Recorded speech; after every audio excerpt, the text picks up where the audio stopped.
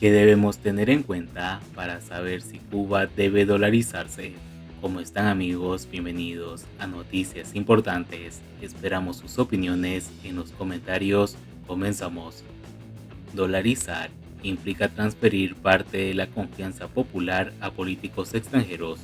no porque sean más honestos o eficientes, sino porque trabajan bajo un marco institucional más adecuado para promover el desarrollo y el bienestar. La participación en las elecciones argentinas del candidato libertario Javier Milei abre un debate sobre la conveniencia de que países indisciplinados monetariamente y fiscalmente, que sufren una inflación crónica, dejen de tener moneda propia y usen como medio de intercambio el dinero emitido por otro estado, es decir, dolaricen.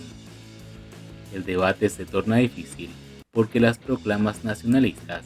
siempre demagógicos camuflajes de intereses mezquinos o mentes estrechas, hacen de tener una moneda propia un asunto de orgullo patrio, de soberanía, eludiendo lo que debería ser el verdadero objetivo, el progreso de las personas.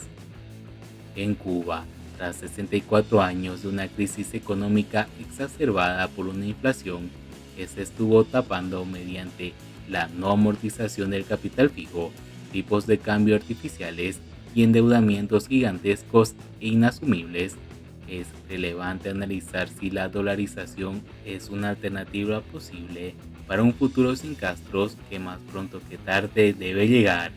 Partamos de Milton Friedman, monetarista insigne, para quien la inflación es siempre en todas partes un fenómeno monetario, definiendo la interpretación de la ecuación cuantitativa del dinero que se establece en relación directa entre la cantidad, velocidad y el valor de estas monedas.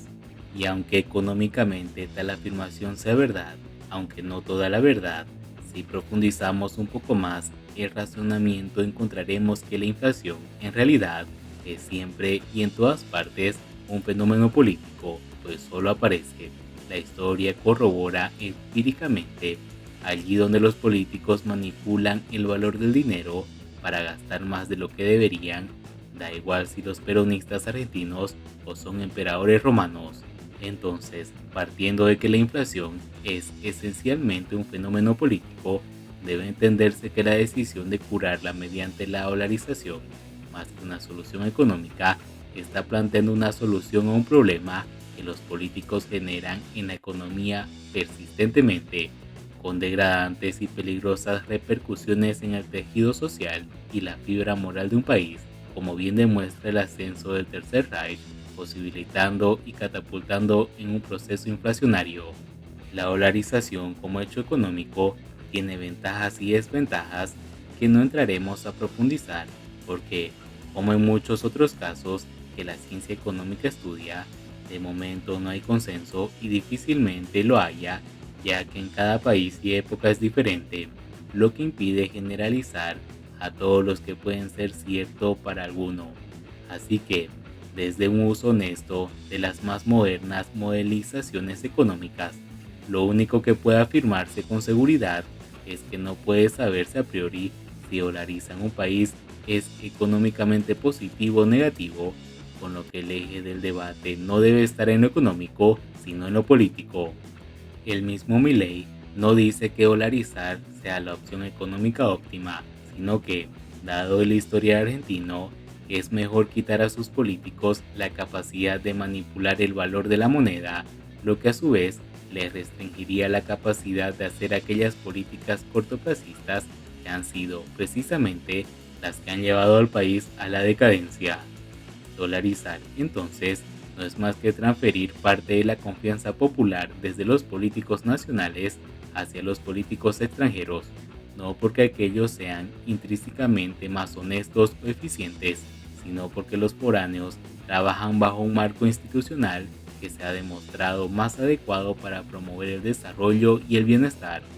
Dolarizar, en definitiva, es un atajo que permite que una nación utilice su valor de las instituciones, Banco Central, moneda, división de poderes, legislación económica de otros países que han tenido un devenir histórico distinto, condicionado por determinantes culturales y geográficas donde han emergido instituciones más efectivas en la promoción del bienestar humano, y de ahí en estos estadios del desarrollo superior,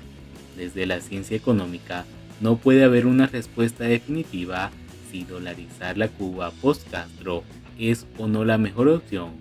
Asumiendo esto, debe sumarse al análisis y ser definitoria la perspectiva política que sopose nuestra historia, cultura y geografía. Todo ello puesto en relación con los retos y oportunidades, enormes tentaciones de medrar que una transición hacia la democracia traerá aparejada. Antes de decidir si es conveniente o no que desde Cuba se haga una política monetaria o sencillamente se delegue eso en instituciones foráneas.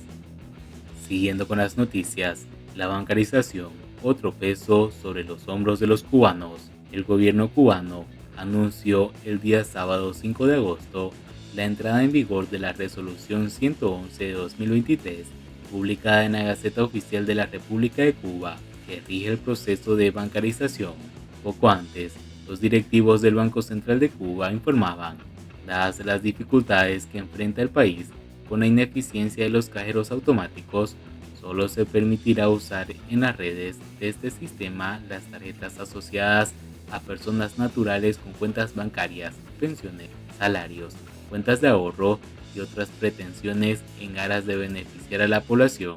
Pero, a pesar del entusiasmo con los que los directivos y los medios oficialistas nos han tratado de vender la bancarización como un procedimiento más seguro y rápido, orientado al beneficio económico de los ciudadanos, así como para garantizar una mayor legalidad, la realidad que enfrenta la población es otra bien diferente. Apenas han transcurrido un mes de su aplicación y ya los cubanos estamos sufriendo los efectos indeseables de una medida que se nos ha impuesto sin antes crear las condiciones mínimas imprescindibles. Uno de los más notables, aunque no el único, de estos efectos indeseables es la falta de liquidez de los bancos, los cuales están operando con el escaso efectivo que se deposita diariamente. De ahí que usualmente la cantidad de extraer esté limitada o que en ocasiones incluso sea imposible efectuar transacciones. Y a esto hay que añadirle el deplorable estado de los cajeros automáticos, no solo porque se trata de equipos viejos con tecnología obsoleta que en su mayoría se encuentran en desuso, sino porque poco de los que se mantienen en funcionamiento frecuentemente están vacíos. En resumen, ese nuevo intento llamado bancarización no es más que un problema adicional sobre nuestros hombros, otro peso que se suma al calor, los apagones y a las interminables colas para comprar algo de moneda y a las innumerables horas en espera de un transporte. Y bien amigos, así vamos terminando las noticias importantes del día de hoy. Por favor, nos ayudarían mucho compartiendo las noticias y así poder informar a muchas más personas de la verdadera realidad en Cuba. Patria y vida mis hermanos, nos vemos en el siguiente informe.